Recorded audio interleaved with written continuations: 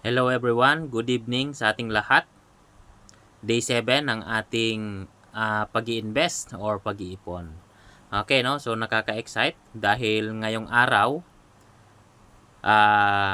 nagbigay ang ALFM ng kanilang dividend. Ayan. 'Di ba? So every 15th of the month nagbibigay po ang ALFM ng dividend sa mga investor nito. Ayan. So kung nakikita natin, ito po yung email sa akin kanina. Ayan, 'di ba? So imagine no, pa 50-50 lang yung nilalagay natin. Pero kahit na napakaliit na halaga lang yung ating investment is nabigyan pa rin po tayo ng dividend. Ayan, ito po yung maganda sa ALFM dahil 2 times kang kikita, no? Kikita ka sa price per share sa pagtaas ng market, and syempre pangalawa, kikita ka rin sa dividend. Ayan. So okay, so ngayon balik po tayo sa ALFM, no? Dito pa rin po tayo mag-i-invest ngayon. Ayan.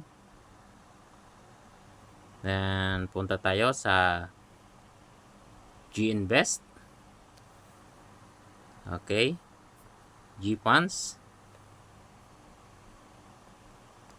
And then tignan natin yung ating pending orders kung kailan yung huli nating lagay. Ayan. Okay, so wala na, ibig sabihin na i-convert na siya, no? Na ibili na ng shares. So dito natin siya titignan sa transaction history. Ayan. Okay, so sa transaction history makikita natin dito na yung huling bili natin is nung January 12. Ayan, so 15 po ngayon, bali 3 days tayo na hindi nakapaglagay.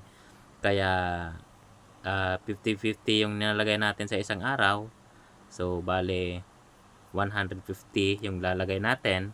And syempre yung binigay sa ating dividend, so i-reinvest po natin yon. So 18 pesos po yon, bali 168 pesos yung ating bibilhin ngayon.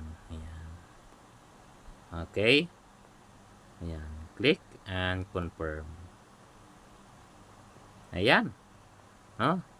Click. Okay. Ayan. So, ganun lang kabilis. Ayan. Diba? So, nandito na po siya. 168. Ayan. Kaya sa atin, no, kung ikaw isa ka rin ngayon sa nag-i-invest, nag-iipon, ituloy-tuloy mo lang yan. No? Araw-araw gawin mo, gawing habit para pagdating ng araw, pera naman po yung nagtatrabaho para sa atin. Okay? So, yun guys, and bukas po ulit tayo.